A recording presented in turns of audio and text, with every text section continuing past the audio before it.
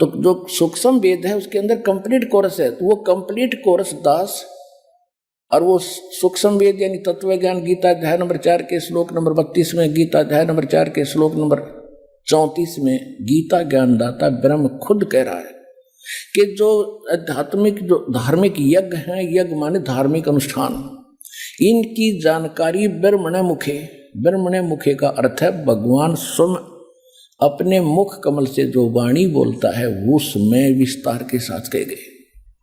और गीता के अनुवादकों ने यहाँ पर डंडी मार रखी है, यहाँ पर धोखा कर रखा है। इन्होंने ब्रह्मणे मुखे का अर्थ कर दिया वेद की वाणी, चौथे अध्याय के 32वें श्लोक में, ये गलत कर दिया। ब्रह्मणे माने सच्चिदानंद घन ब्रह्म, परम अक्षर ब्रह्म, उसके मुख से बोली हुई वाणी में सब स्पष्ट लिखे। 17वें अध्याय के 23वें श्लोक में 3 मंत्र हैं।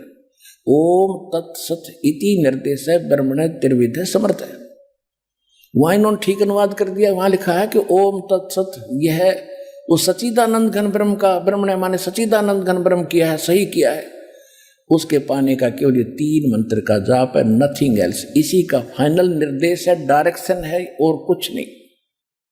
तो यहां इन्होंने चौथे अध्याय के 34वें श्लोक में गीता जी में इन्होंने गलत कर दिया, ब्रह्मणे का अर्थ कर दिया वेद की वाणी।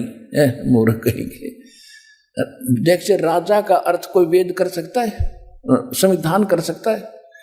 ब्रह्म का अर्थ वेद नहीं हो सकता, यह मूर्खता कर रखे ना।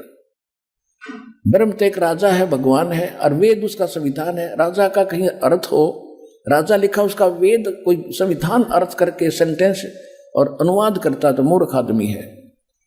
तो यहां लिखा है कि वो सच्चिदानंद घन ब्रह्म मुख कमल से जो वाणी बोलता है वो कंप्लीट है, उसके अंदर वो तत्व ज्ञान है। उस ज्ञान को खुद कहता मैं नहीं जानता।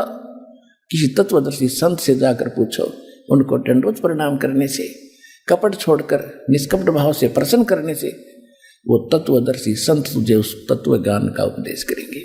तो इस विश्व के अंदर पुण्यात्माओं, ये तत्वदर्शी संत इस दास के अतिरिक्त इस विश्व में नहीं है।